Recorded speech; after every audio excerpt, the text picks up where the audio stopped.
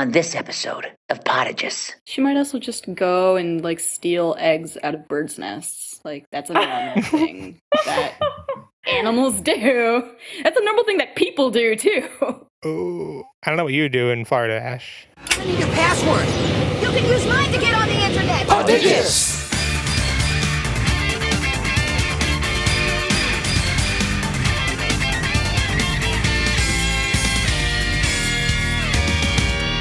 Welcome to Podigious, episode 304.5. Enter the feedback. Feedback for Tokyo Devas, Part 1. Recorded February 4th, 2016. Podigious is your critically nostalgic analytical tour through the Digimon anime. I'm Jeff Ruberg, and I'm joined by Ashley McDonald. One And Asher Selfman. This is the bicycle named Justice. I don't know if he actually ever says that. We just, like, have to infer that his bicycle is literally named Justice. I don't remember that in what's the noun of infer? Inference? Inference, yes. I don't remember that. No, I guess what I mean is implication, because it's the opposite side. I don't remember that implication. How is it implied? His bicycle is actually legit named Justice, yes. Is there, like, text on it? No, it's a bicycle. What are we talking about? It happened in the manga, yeah. Oh. The bicycle is definitely named Justice, okay, guys? When you say something's named Justice, I think of the, like, One Piece, I don't know who that, the guys that just have, like, Justice written on their coats. The Marines? Yeah, but, like, are they like the captains or, like, admirals or, I don't know, they wear white coats and they say Justice. The Marines? Well, but, like, the whole Navy is Marines, aren't they? Oh, are you talking about a specific division? Yeah, no, like the leaders. They all had it. Oh, you're right. Yeah, I guess like everyone has it to some degree. I was thinking of the ones that have like the bleach captain style robes. Oh, like the higher up guys? Yeah. Yeah, they all have different ranks. Okay. Our first time we'd be like, let's keep it under an hour, and I'm wasting it on discussion of One Piece.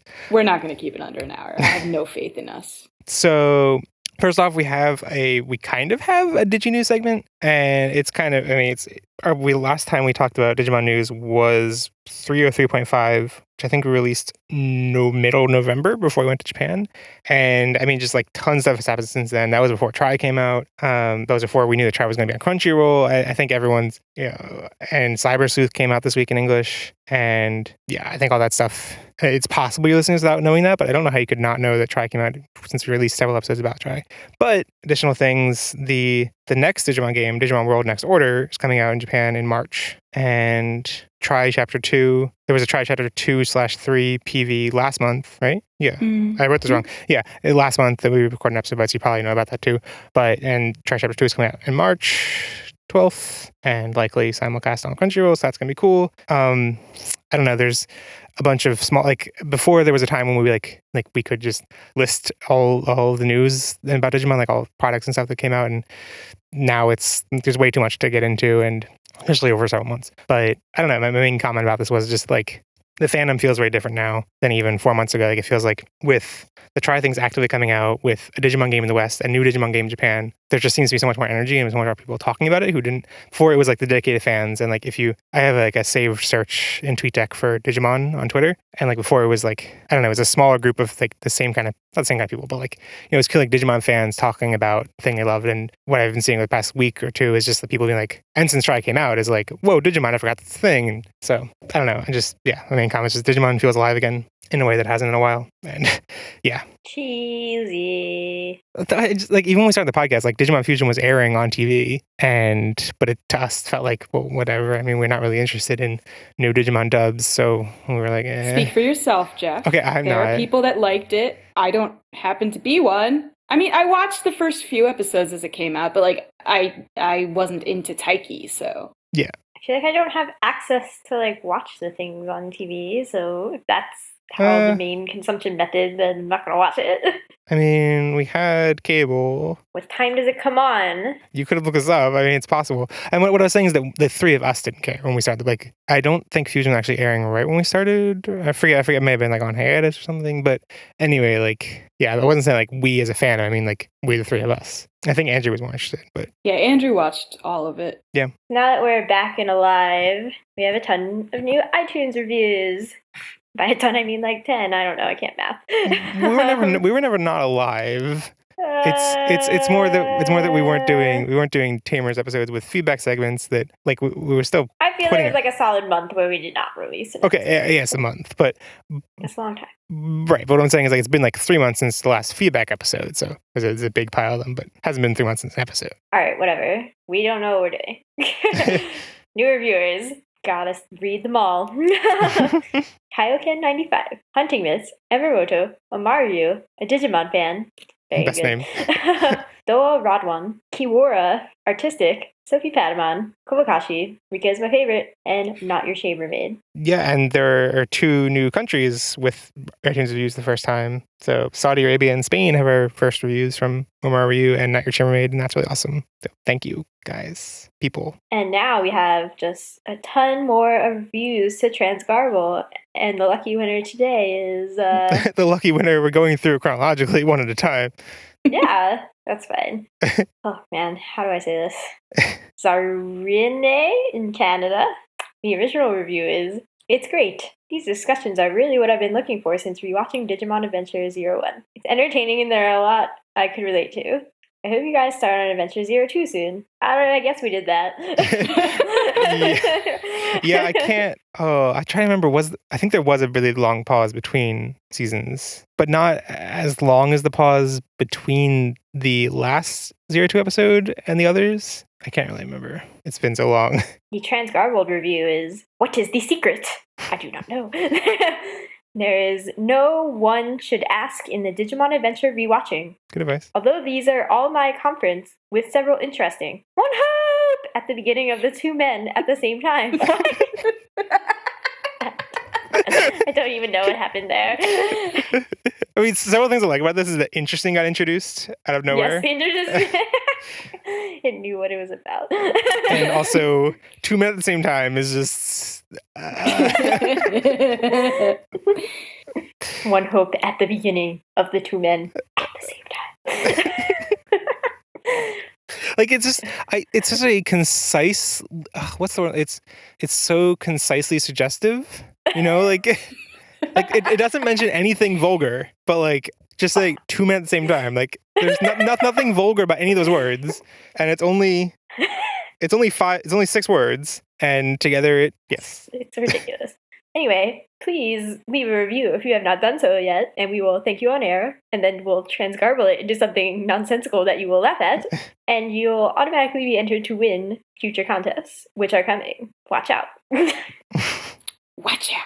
Speaking of watching out, here are titles we decided we didn't want you to watch at all.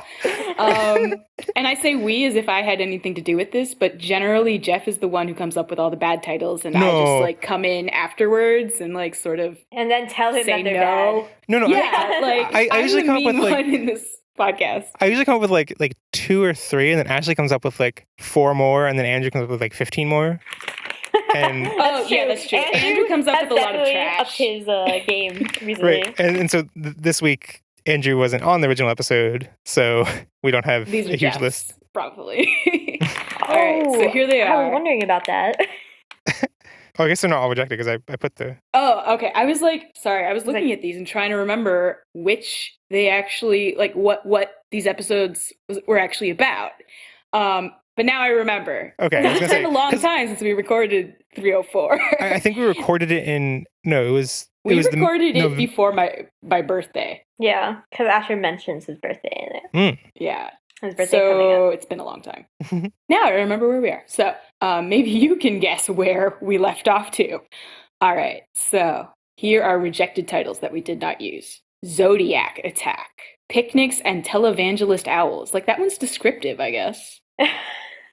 Your pain is my pain. I don't actually even... What is that even referring to? I don't recall. The Graumon and Takados. Oh, yeah, that's right. That was Sounds weird. like an Ashley title.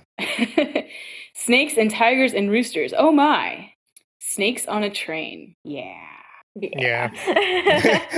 All right, and now this is how you guys rated these episodes on our website, which is how you can rate episodes.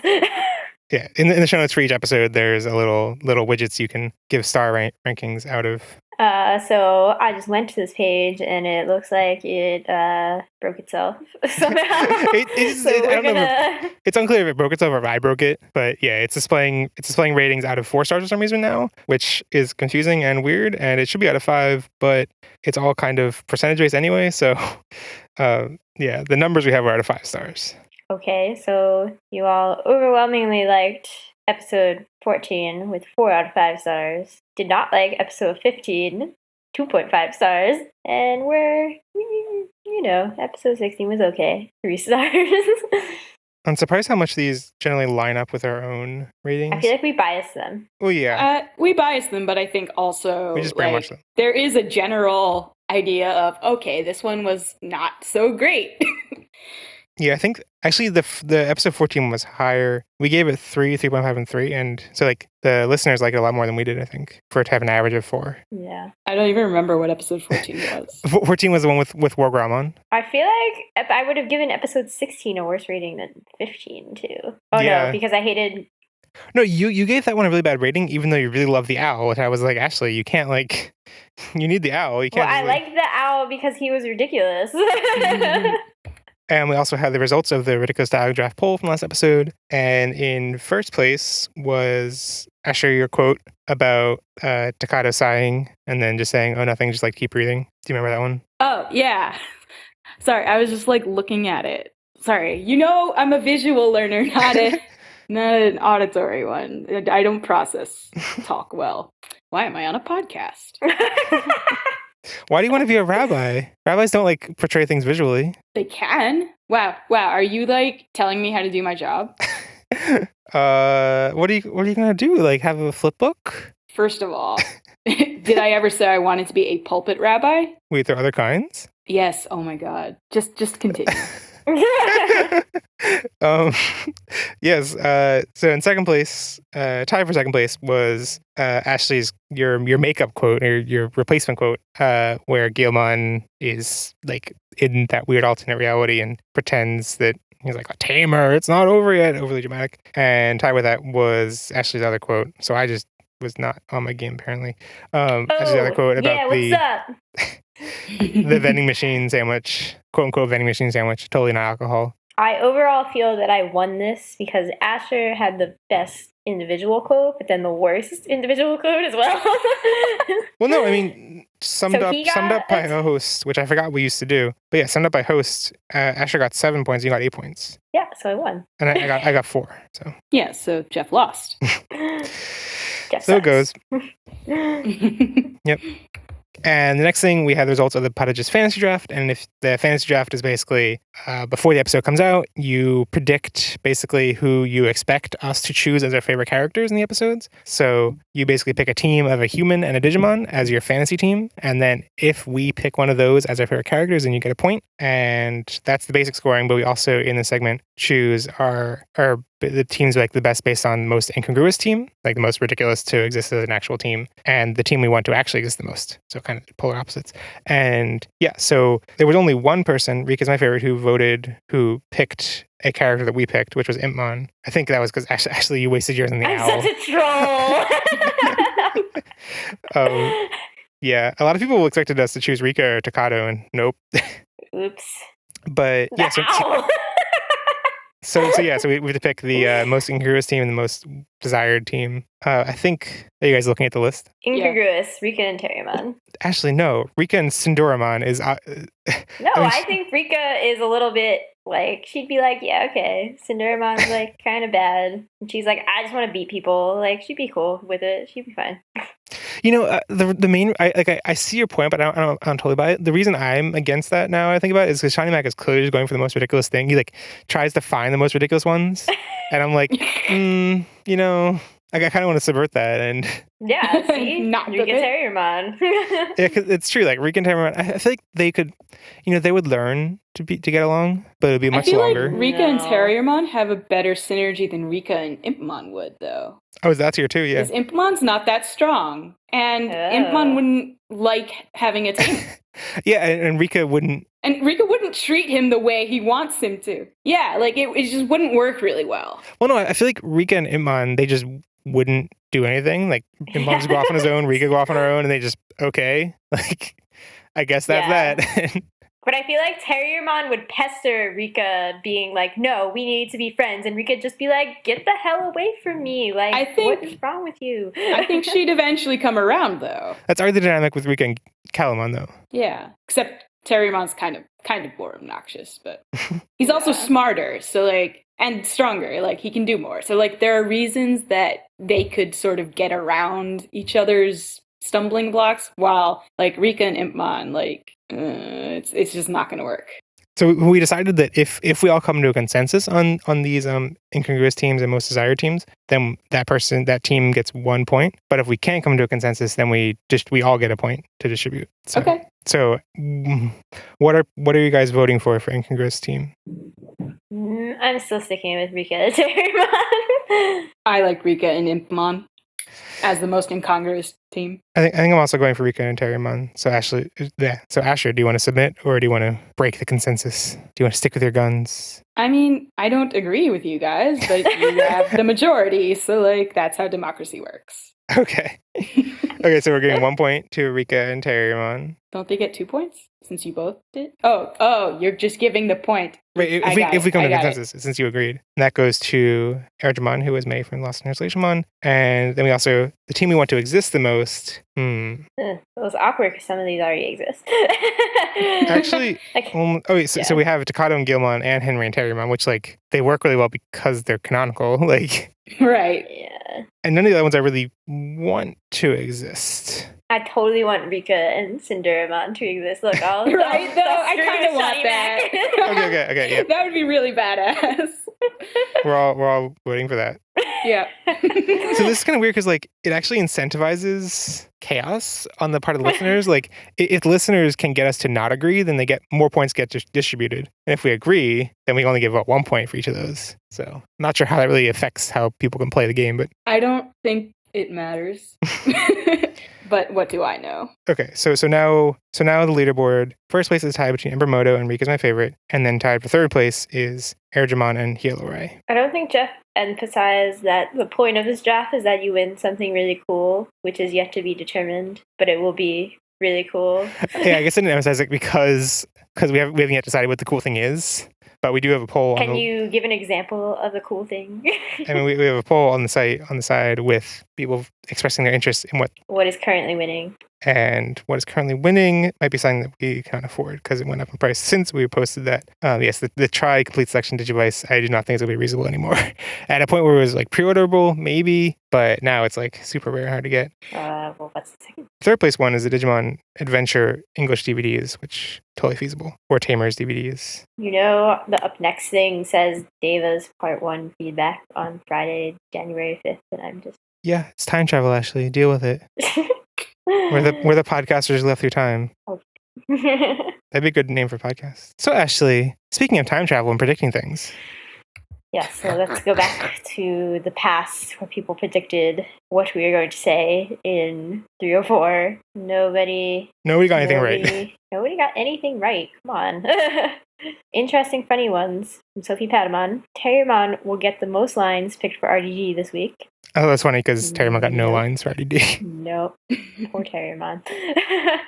Sophie Patamon, again, if there's a single line picked from episode 14 for RDD, it will be the one about peanut butter. Otherwise, no lines from episode 14 will be picked. Several lines from episode 14 were picked, not the peanut butter one. Is that the one that you all, like, picked from? And I was like, I'm going to purposely pick from a different episode to Actually, no. this. Only one was from 14. So it was only slightly off. It was the Tamers one. They're all Tamers episodes, Ashley. No. What do you mean? This microphone. No, what do you mean? I'm confused. Tamer. Oh, that's what you meant? Kill you. That was not clear. Rika is my favorite. Mr. Mori's suntan lotion will come up in a gender discussion. We didn't have a gender discussion. Didn't we mention that briefly though? I feel like we've in the past mentioned Mori and Asaji's like relationship and how it was kind of skeevy at times, but like I don't think it was in the last episode. It was like when they're in the park. I don't think we addressed it directly, but like Mr. Mori was creepy in like the whole episode. Yeah, we definitely talked about it, but maybe not that one. But it's been 3 months, so I don't know. I kind of like almost forgot it happened at all, except for looking at screenshots that Ashley took. And I'm like, oh yeah, he's like, yeah, holding sunscreen over her, and it's weird. So, these are the listener RDD picks where you guys get to send in your favorite lines, ridiculous, funny, poignant, whatever, bad. Whatever Ashley says. Bad. And how you do that is there's a forum post that goes up along with the main episode, and you get to just go stick it on the forum. And if you don't know where our forum is, you can find it by going to the episode page, I think. Also, it's forum.podigious.com. Also that.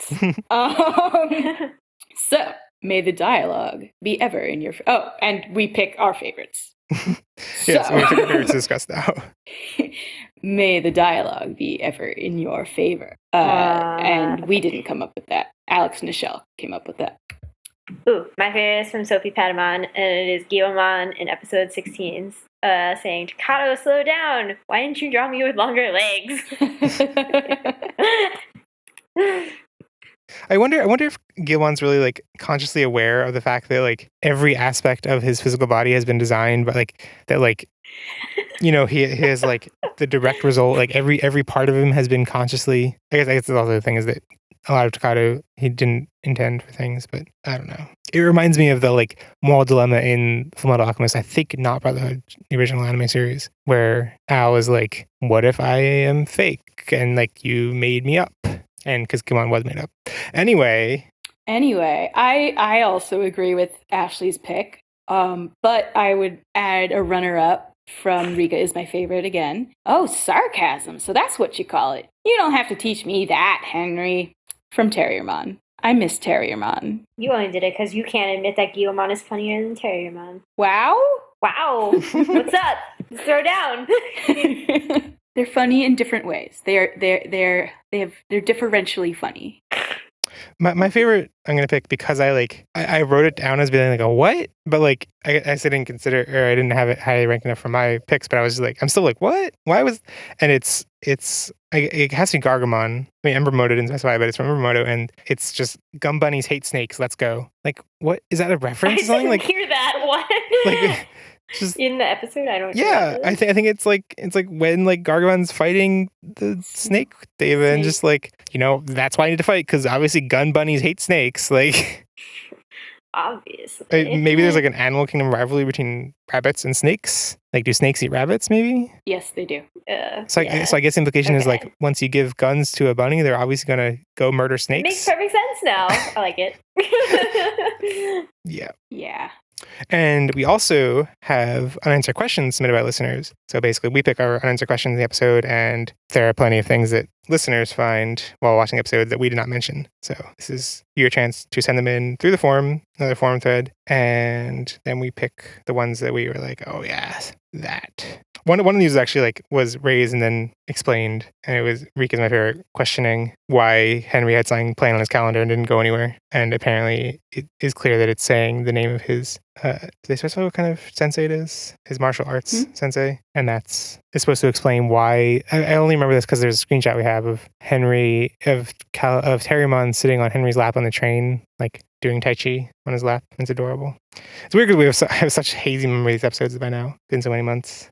Sophie Patamon, why does the Deva, who knows he's been defeated, warn them about the other Devas? I don't know. It's pretty silly.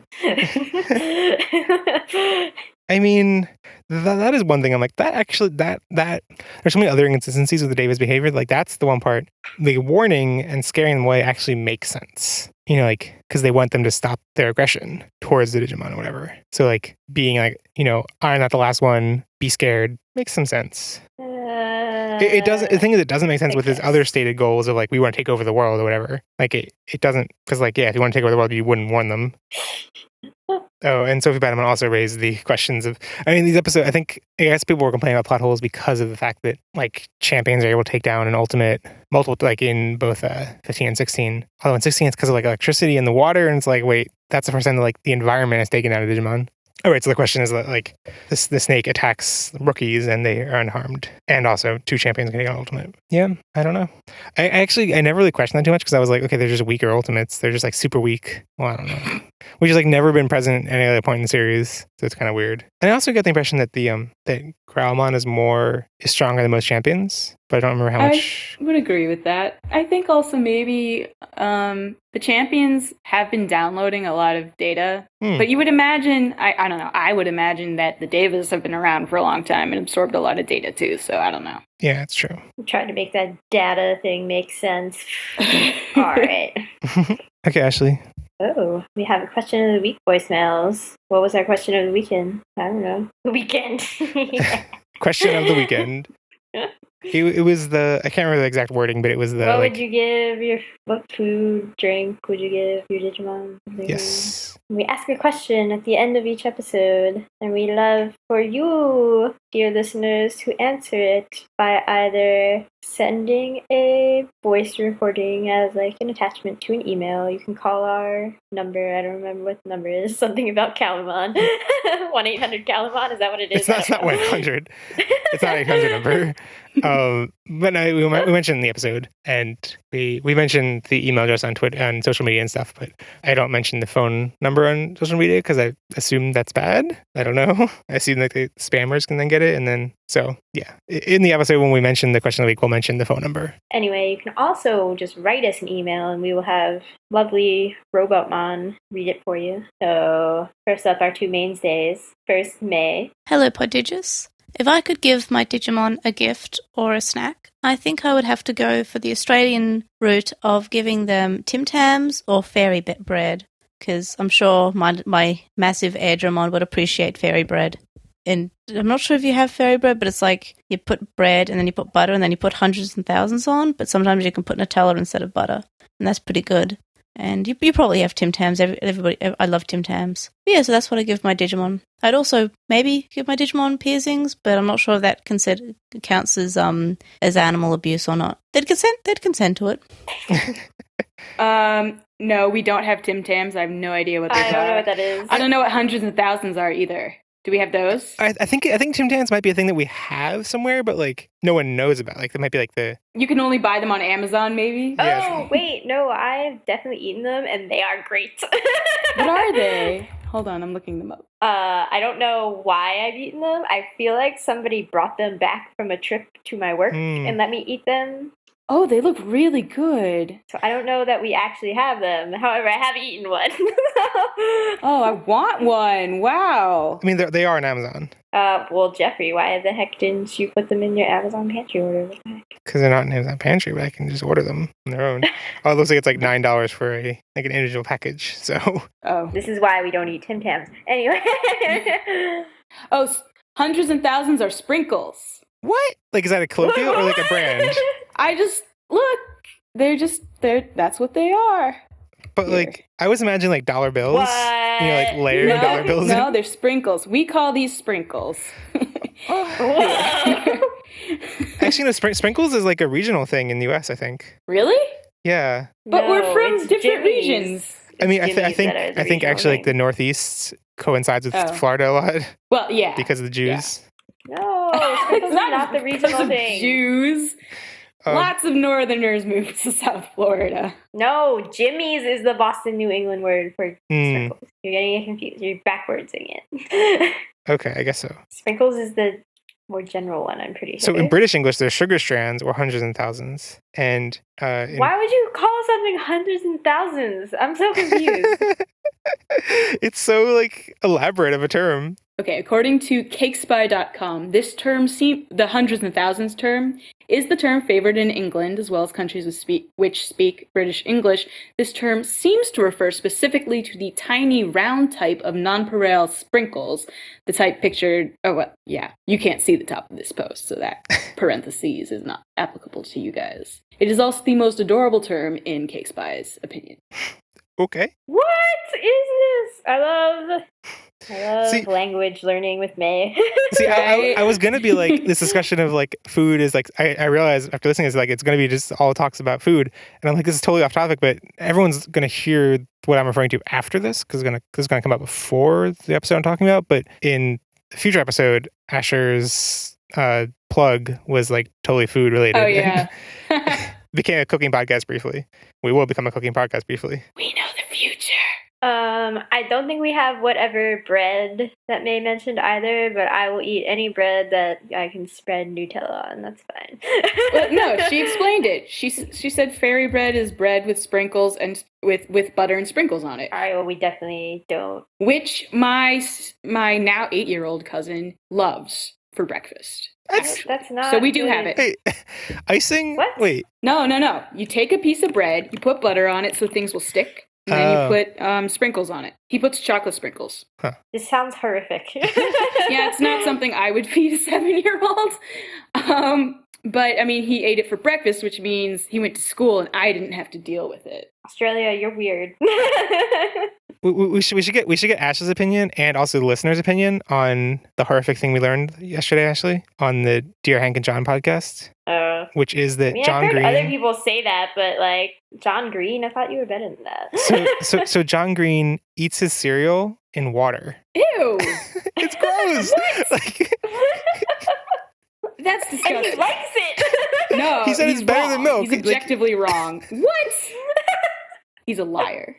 like the funny thing is that Hank Green had the same reaction. He was like, "Wait, I do not know this about you." And he was like, I will try this and I will waste a perfectly good I don't even. I was like playing that in my head. I'm like, I kind of want to try it, but I also don't know what I like. No. Like you can't just like throw it out. Like I'm like the thought of like the cereal mixed with the water. Like how do you even dispose of that grossness? Ugh. Like Ugh. Anyway, let's find out what Sophie Patamon would feed her Digimon. Hi, Sophie here, answering the question of the week.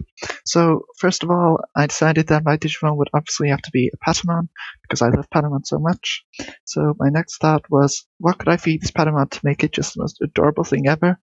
And it has to be grapes, because just picture Patamon holding grapes with his 2 front feet, and it's just so cute.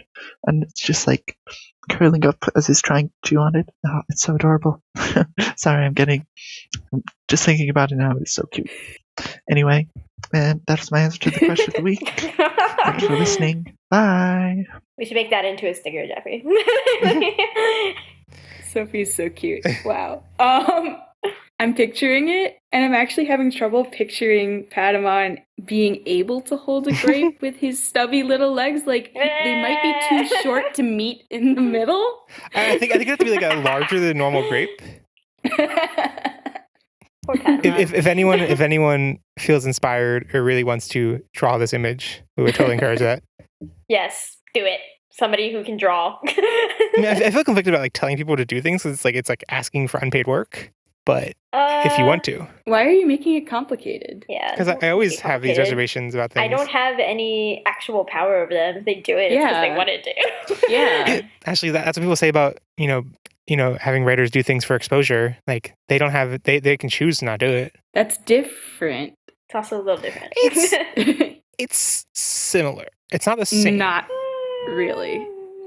But I mean, I feel like the same motivations are at play. We're not asking them to produce anything for us to use commercially. Yeah. That's true. We're not like, please do this work for free because it will be good for you. Actually, it's just actually really good for us. Yeah, we're just asking for fun doodles. Like, people do that all the time. On a random side note, I've seen a recent trend of anime bloggers who like accept commissions for what they write about, but not in a, like what I'm used to, like artist commissions is, you commission it and then you own it. Like they give you the art. But these are like, commission me to write about something which I own, but you kind of chose what I wrote about. Does that seem weird to anyone else? That's just me. It's not that weird in a historical context. Like that's a normal thing that people have done for a while? Well, I mean, kind of. Shakespeare made a living I don't know if he made a living, but he did poems on commission for people. And then they were like owned by him? No, actually. I don't know what kind of ownership there existed in Shakespearean. The fact that we know they were Shakespeare's makes me wonder. Because, I mean, how else would we know that? Right. But even if also copyright laws weren't a thing back then. And also, like, there's the debate about stuff written, if they're actually written by Shakespeare. Right. Which I'm not getting into. I don't know enough to even get into it. I had to read a book on it in high school. But he definitely like slipped his name into a couple in ways the commissioner probably did not request. But scientists write papers on, funded by medical companies. Yeah, that's true. Okay, not so weird. It's not that weird. I like a first leap from Annie bloggers is to Shakespeare, though. Obviously. Yep. Okay, Ashley, what's the next one? All right, so now we're entering noob territory. Hello, noobs, yay! Let's find out who Brian Dunham with Peter's Digimon. Hi guys, I'm Brian. When it comes to deciding what I would feed my Digimon, I have to consider that you have to have a consistent supply of food. On a regular or daily basis, you can't just feed the Digimon any random thing out of the fridge, or else you'll run out of food pretty fast since Digimon eat a lot. Takato was lucky enough to have parents that ran a bakery, so he pretty much never ran out. Unfortunately, my parents don't run a bakery. However, one thing I do have a lot of is cat food. We have 3 very fat cats that we buy a lot of food for, so I think I would feed my Digimon cat food. I know that sounds horrible, but I can't think of anything else to keep it fed regularly. I'm only 16, so I'm not really the grocery shopper of the family, so I couldn't really buy anything else to eat. I'd also hope that since Guillemon loves bread, because that was the first thing he ate, that mine would love cat food, or at least not mind it, since he doesn't know anything else. Also, I would hope that hopefully my cats don't mind sharing. Anyway, bye. This raises a new question for me of, yes, Takato's parents own a bakery, and Terriermon is small. What does Renamon do on a, day-to-day basis? Just energy drinks. But that's the first time Rika gave her an energy drink. She hasn't eaten the whole time. She's been there. Finally, I ate. Oh, jeez. I mean, I think that raises. I think there were discussions in our comments for an earlier episode about this, because I think the earlier seasons were very explicit that they needed food, or they didn't, or whatever. They needed food up until they realized they didn't actually need food. But in this season, there's I think there's some ambiguity about is the food just data? Does defeating Digimon replace the food necessity or the hunger? And I think that might be a reasonable explanation for why Renamon would eat less, because she eats Digimon. She might also just go and steal eggs out of birds' nests. That's a normal thing that animals do. That's a normal thing that people do too. Oh, I don't know what you do in Florida, Ash. Oh, I certainly don't climb palm trees. We have palm trees in California too. Yeah, and do you climb them? No. Yeah, right. Wait, but I didn't realize we had listeners that were 16. When I was 16, I was too afraid to admit I liked playing Digimon, so hat tip to you for not being like that. Jeffrey, you were such a self-conscious kid. I admitted it. I mean, I don't know. Digimon was always a not talked about thing in my school, so it was I don't know. It was but okay. Cool story. Well, cool story, bro. Maybe Renamon steals food from cats. Who knows? Anyway. And last, but certainly not least, let's find out what Rika is my favorite said. Hi, this is Jackie, aka Rika is my favorite. My initial answer to the question, bacon. After thinking some more, my food answer is still bacon. However, I think a fun gift idea would be to find an action figure or stuffed animal of my partner Digimon, give it to them, and see what they do with it. Say if Gatomon was my partner Digimon, which would be a dream come true.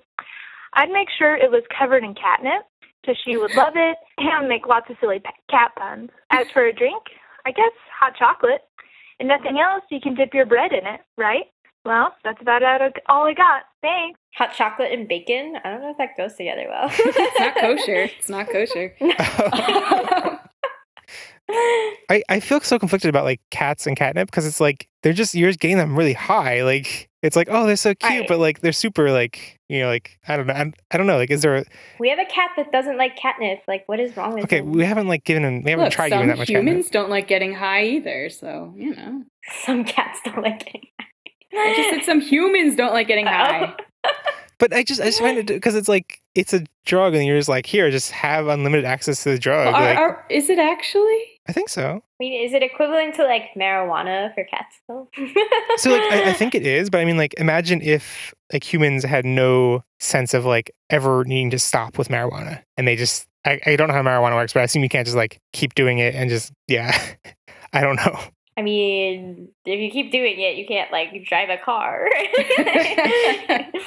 Well, it's a good thing cats don't drive cars in the first place. So. Yeah, exactly. See, it's fine. I think asking for Gadomon's informed adult consent before giving her the catnip would be okay. Well, so Gatomon can talk. Gatomon, I think has free will. Actual cats, I'm not so sure. No, we're not talking about actual cats. Right, it's true. But also bacon. Yeah, I mean, I approve of bacon. Bacon is pretty tasty. I also approve of hot chocolate. I'm not sure I approve of them at the same time, but definitely separately. I think it should be fine together. People put bacon in chocolate, so it tastes pretty good. Anyway, onto general listener comments. So these are just on the episode page, which you can post to through the forum. They end up on the episode page. First one I wanted to read was from Rika's My Favorite, and yeah, let's read it. The reason that the owl sounds like Edamon is probably because Sinduramon is voiced by Richard Epcar, who voiced Edamon, and he very well could have voiced the owl as well. Oh. As for Jeff's impression of the owl, I'm not going to unsubscribe from the podcast, but it doesn't mean they were great. Because I was like, people are going to love this or they're going to unsubscribe. So I'm glad people didn't unsubscribe. It was somewhere in the middle, you dramatic person. Yeah. But yeah, that makes, I tried to look into, there's no voice casting credits on the owl. So. Well, that's foolish. But yeah, that seems like a very plausible theory that since the connection and stuff, and that would explain why it sounds like Edamon. Mm-hmm. Mm-hmm. And next comment, I don't know how to pronounce the username. Legnase? Sure, let's go with that. Episode 14 and 15 are burned into my brain as a kid, though I'm not sure why. Episode 14 makes sense because Guilmon goes ultimate for the first time. I'm not sure why I have clear memories of episode 15, as nothing of that much importance happens. And I just wanted to chime in, yep, that's, I feel like a lot, I don't really remember 16, but 14 and 15 are pretty clear in my mind. And really? I really remember the Kabuki. That was my impression of Kabuki going into adulthood too. Real great. Yeah, it's not great. I should be more informed. That's so odd because I don't remember 14 and 15 at all. And even now, having just watched them 3 months ago, they have completely slipped from my mind. I know what happens in them.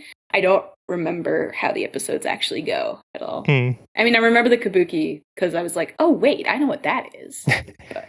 I mean, I guess what I say, when I remember moments. I remember moments with them moments from them stuck with me, the ultimate Digivolution for the first time, and the Kabuki and the snake underground, the subway fight, or whatever, and or the snake being in the subway. I think it was just because that imagery of a snake Deva being in the subway was fairly unique and stuck with me. Mm-hmm. And yeah, I guess just the thing I remember at 14 was just the fact that it happened, the Digivolution happened, and him feeling the pain and stuff. Maybe it's because by this point I had started not keeping up.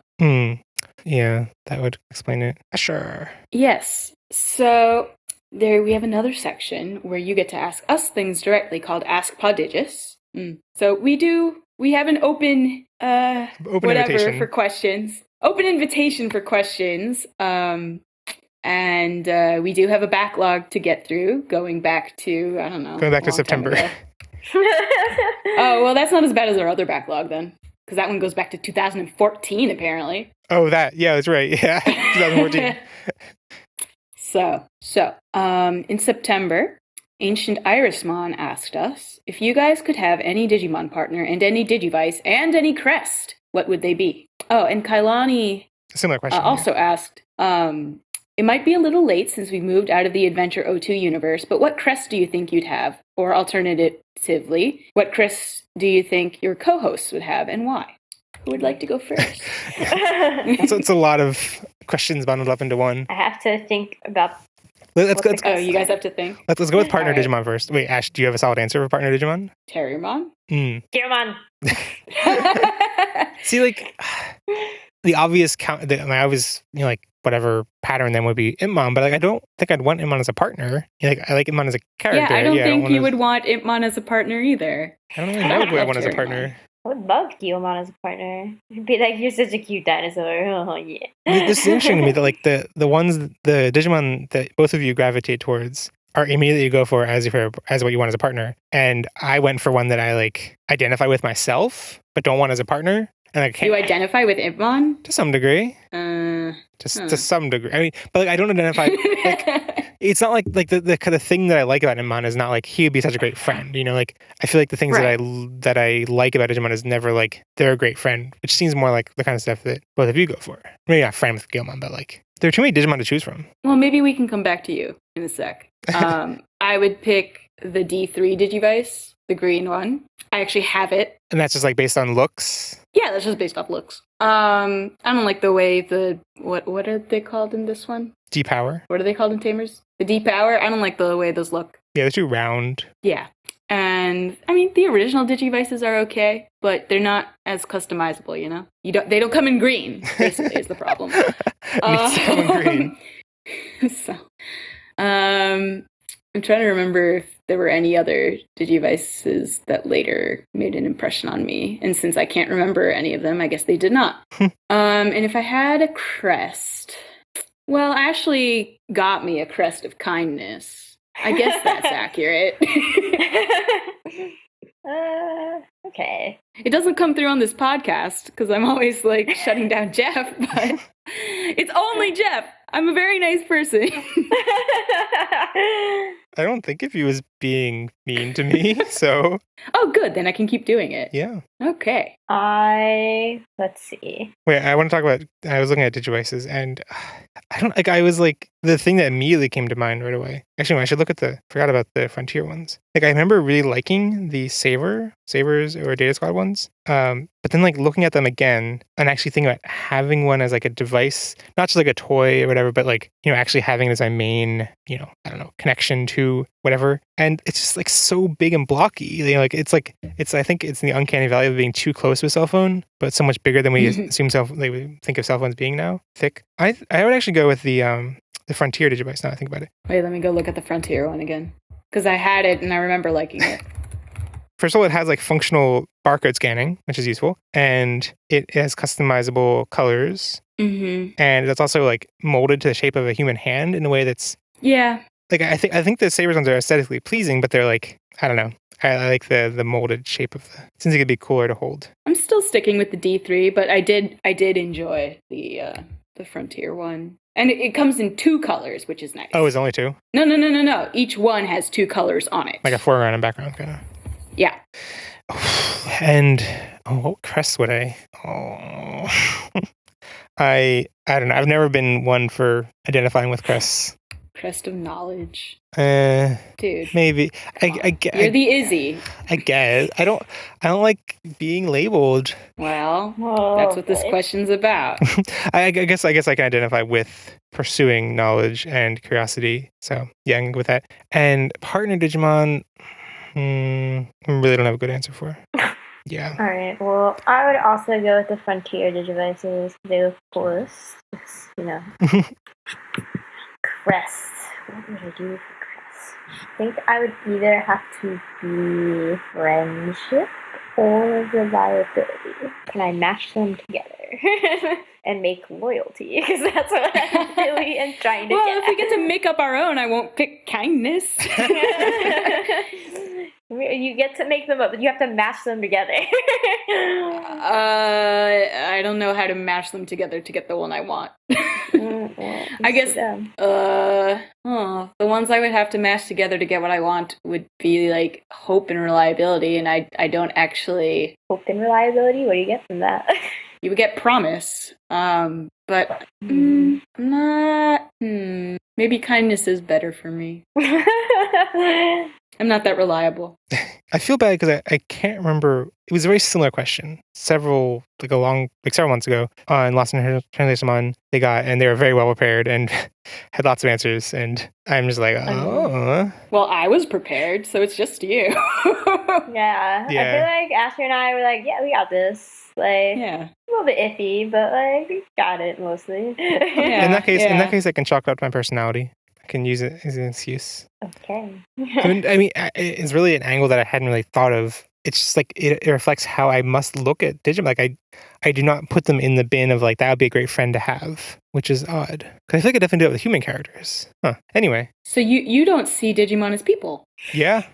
To be fair, I think it's because the show often doesn't, except for the season so far. But yeah, I mean, Tamers does a really good job of portraying the relationship between the Digimon and the human partner, but like doesn't really do much to develop many of those partners on their own. Like you don't really see much of Terriermon on his own, aside from as a foil to Henry, or Renamon as a foil to Rika. Like her arc is very tied down to Rika.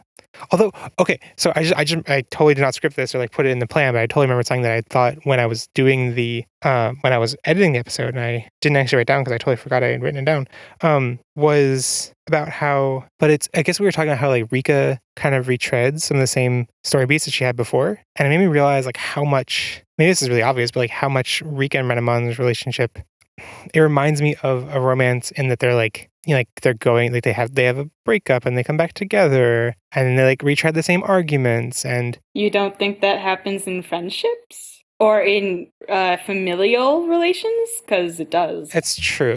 So the last point I was going to make was that that Digivolution in that context reminds me a lot of like, major landmark moments in relationships. You're like, okay, this is our first kiss. This is when we moved in together. This is, I don't want to get more explicit than that, but, and I mean, I'm sure, yeah, the shipping stuff. Anyway, yes, but that Digivolution, that moment, looking back on it, being like, so there's this like the sense that, wait, Rika and Renamon already Digiball to champion. Why I remember that after, because it's been a while since we've seen these episodes, like kind of looking at a totally different light now, that like Rika and Renamon, like have their moment together, Renamon Digivolves, and then after that's when they break up. And it's like, that seems counterintuitive. Isn't the like moment when they get to Digivolve to champion like a sign that they have like connected and like they've moved past that now? But your point is true. Your point's right that like friends go through many of the same landmarks too. Like I feel like it's totally natural to look back on friendships and be like, well, hopefully not, the thing that comes after moving in together, but right. I mean, maybe you do that with your friends, like, Right, nothing against people that. do that. But right, even in a purely platonic friendship, there is like, okay, you did this event together and became so much closer as friends, and like, yeah, I don't know. I feel like I didn't actually say anything insightful. Just sounded smart in my head before I really formed it into things. I was like, wait, those are all kind of obvious. Yep. Sorry. Okay. Now our penultimate segment called Praise Your Craze. Ashley, what are you currently crazing to praise? You not to talk anymore.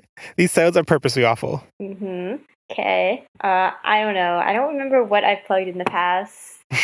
It is kind of all a blur, and I've been playing a lot of Amplitude, but I feel like I might have plugged that in the past. I really don't remember. I think when it came out, maybe? I have no idea. Like one of the try episodes? I just sit on the futon. Play the same songs over and over. And yeah, play the same songs over and over, and I'm like, I get better at it, so I'm like addicted to just like getting marginally better at it each time. And there's nothing wrong with us repeating a plug if it's something that like your experience with it has evolved in a way. If you plugged it before, it's probably like, there's this new thing, it looks kind of shiny, and now you're like, apparently can't, you just keep playing it. So that's an evolution of a recommendation, so. Yeah, for a little bit, I was in the top, 5,000 ranked players. I was like, all right, that's a sign. I may be playing this a little too much. Asher, what is your craze to praise?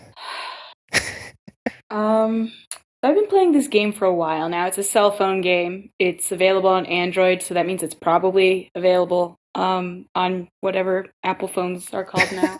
They've always been called iOS. Bam. Are they new things come out and I don't know. So it's called Criminal Case, and it's you solve mysteries, you solve murder mysteries, but it's one of those what are they called? Hidden object games, where you get like a cluttered screen full of crap and you have to find the objects it lists at the bottom. And I really liked those games back when I was borrowing an iPad for a while. Like I would download the free demo versions of all those games and play them in class when I was TAing. Wait! I just looked this up. Is Google being creepy? They must know that we're friends. But I don't think we're friends on Google Plus. It's showing 4 reviews for the game, and you're one of them. What? Solid, fun, good graphics. This is your review. I reviewed it on September 26, 2015. I guess I did. Oh, I bet I did because it was going to offer me like some free incentive. I was guessing there was something like that. Yeah, like I don't normally review things unless I want something. My only experience with upselling like that in games, or like my funniest experience, is at work. Apparently we did some paid acquisition things with games, and so like people would write cancellation tickets for Scribd being like, I only signed up for this to get 5,000 gems, and I'm like, what the heck is this referring to? So confused. Nice. One time, this doesn't have anything to do with like that kind of incentivized reviewing, but I bought a shirt from Amazon one time, and they didn't have my color or something, and like they didn't ship it to me or something weird happened. And there was like a communication snafu of some sort. So I left a 3-star review, which is still okay considering I didn't get a product. Mentioning the fact, and they like immediately got back to me and was like, we can offer you a free shirt if you change that review to 5 stars. And I was like, okay. And I got a free shirt out of it. I mean, that is definitely the game, is if you leave a bad review, people will work very, very hard to try to find you and make you be like, can you change this review? Because it kills everything. Like, having worked at a company that did that, yeah. I know a lot about that now. I remember when I first got, I guess it was an iPod Touch and like had access to an app store or whatever, I was very firmly like of the philosophical belief that like, something's only 5 stars if it's amazing, like if it's perfect, like it's, like the idea of, and I really push back against the idea of, either rate thing 1 star or 5 stars. Right. I guess since getting in the podcast world, it's like, it's kind of, I've been more accustomed to like, 5 stars or nothing, which is really crappy because like it would be 5 stars or nothing. It'd be nice. Like, I mean, the whole reason there are 5 stars there is so you can express your preference. And I feel about this because this is not my plug. I'll plug it eventually. But I've been like reading One Piece and rating the books on Goodreads according to my own personal rating. And that's different because that's like a media thing. So I feel like that's more reasonable to like not, to have like a varied, for me to give it like, this is my, I don't know, media enjoyment level, not a like supporting or not level. But I feel bad because it's like, I worry that it's like weighing down the like overall rating for the book because it's like, I'm giving like a 2-star, which to me is like, it was okay. And like a 3-star for ones that I'm like, yeah, it was like average. But like average for One Piece, which is pretty good. And like, I know that that's weighing it down because it's like, the algorithm looks like a 5. Anything that's not a 5 is weighing it down. And I'm like, I mean, it feels like Goodreads should be a thing that is not corporatized, but it is owned by Amazon. And there have been authors who have gotten into media trouble because they've openly talked about trying to game Goodreads algorithms or like slandering, amateur reviewers who like leave a negative review and then they're like, I hate you. Right. I've seen like authors get into dialogues with people who like leave written reviews and like try to like argue with them about the review. There was at least one person. Yeah. Oh, the other thing I was going to say about hidden object games, I think I heard about this at QGCon, that like, I can't remember the context, something about that like hidden object games are, it's like the one sliver of the game industry that is like a majority or predominantly made by women, for women, which was an interesting factoid. I don't know if that's actually true, where that came from, but yeah. I'm going to be plugging Mr. Robot, which is a TV series. I can't remember what network it's on because I bought it on iTunes, and after the series ended, it's on one of those cable networks like USA or something like that. And it's about a hacker and hacking in general. And it is surprisingly accurate in its portrayal of hacking. Not like 100%, but like the things they're showing are actually, like actually typing terminal commands, and the things that program would be like, oh yeah, that's, actually hacking, and it's simultaneously interesting to people who don't know what they're doing. And yeah, it's really successful on that front. And it's also just a really intriguing and interesting story. It's kind of like a thriller. It's really like Oh yeah, it was the week. It was a weekend that I sprained my ankle and didn't really want to be moving too much, so I just laid on a futon and watched it all weekend. While Ashley, I think you were going to hockey. You had a lot of hockey games that weekend. I think it was that weekend. No, yeah, it was that weekend actually. The hockey tournament weekend? Yeah, so I just watched most of it in a weekend, and it was a good weekend. And it's also Jeff likes when I'm not here. That's what he just said. I'm just saying, like, I don't know. I enjoy not being able to move, and it's very much. I mean, these are lights. If you are intrigued enough to watch it and don't want any spoilers whatsoever, then skip ahead a minute. But I don't think this is too much of a spoiler. That it's very much informed by Fight Club. And I'm not going to go into details on why, but it's like, and I think it's really successful in basically being like not a follow, but like it's rare that I've seen something that's like it is clearly following in this thing's footsteps in some ways. And I think you get a very different experience watching it if you are familiar with Fight Club than if you weren't. Like it feels like it's definitely post Fight Club in some way. I don't want to spoil it too much, but there are certain expectations you have. Certain things seem similar and may or may not be that I think it kind of plays with. I suspect that they kind of expect you to have seen Fight Club and have some expectations going in. So, yeah, it's very good. Let us know what you thought about this episode in our comments at podigious.com/304.5. We also have detailed notes on the site about all the characters, images, and references we make. So check those out if you're curious about anything we mentioned. Podigious is made possible with support from our awesome Patreon: Amanda Angelman, Andre Leducman, David Grauman, Eric Angemon, Joe Keto, Jack Santa Agumon, Kai Lunaman, Sam Kriwagamon, and Sophie Padawan. If you want to become a patron and support the show, you can join our private Slack group chat for $1 a month. You can get monthly stickers for $5 a month, and you can get early episodes for $10 a month. We also have a lot more rewards and goals, so check out patreon.com/podigious. You can find us on Twitter, Tumblr, or Facebook to keep up with the Digimons and get funny images and GIFs related to the show. You can find me on Twitter at JeffOnlyJeff. You can find Ashley. AshfordD00 on Twitter. And Ashley, where can they find you? Asher Dashery at Tumblr. You can also find links to all of our social media accounts at podigious.com. Our Carolymon artwork is by the awesome Mary Cagle. Check out her webcomics, Let's Speak English, Sleepless Domain, and Kiwi Blitz, and she's also Cube Watermelon on Tumblr and Twitter. Share the podcast with your friends who keep asking you, whoa, they're still making Digimon games? Bye. And remember, never stop Digimoning. 全て始まりそれが答えたのはラピザピがすいません速力で未来も今も駆け抜けろ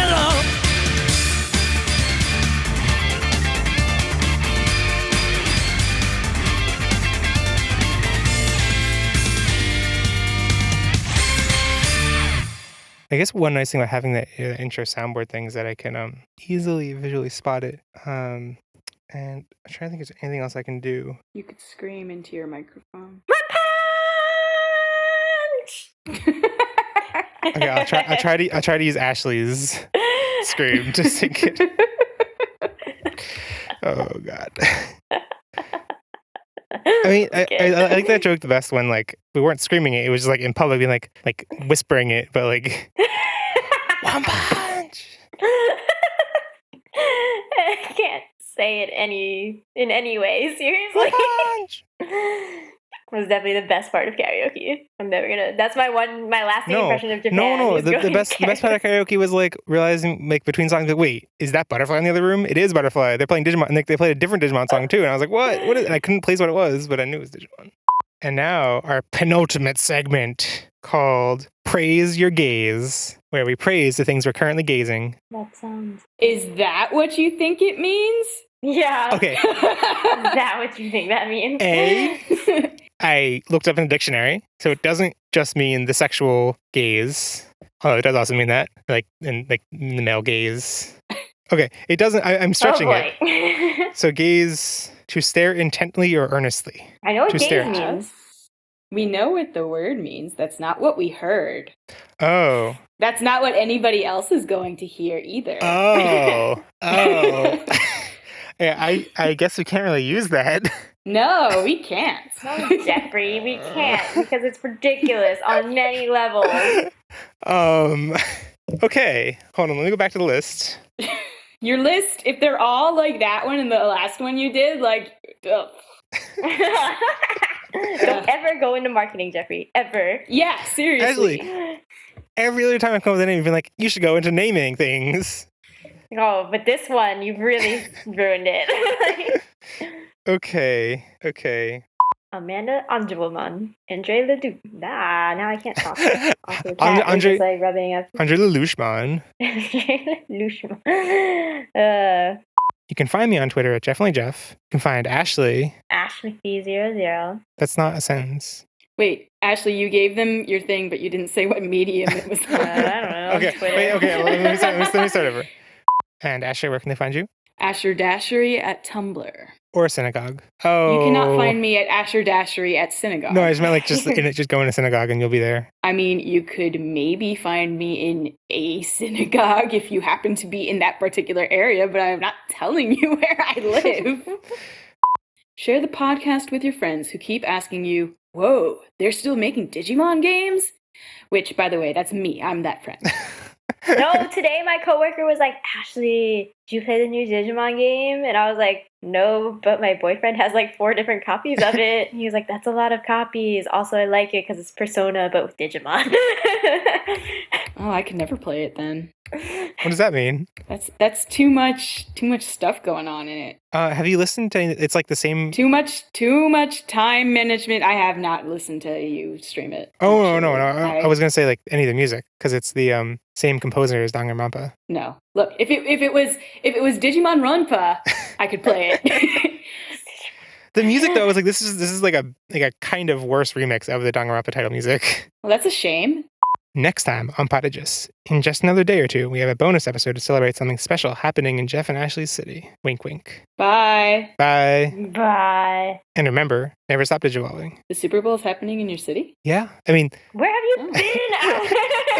Well, I just said that I don't watch TV. Wait. So remember how we discussed how like I didn't know what the other team was or even like what the Denver team was? They like the mascot and cheerleading squad were in my building this morning. I was like, okay, that's Broncos. I got it now. Good job.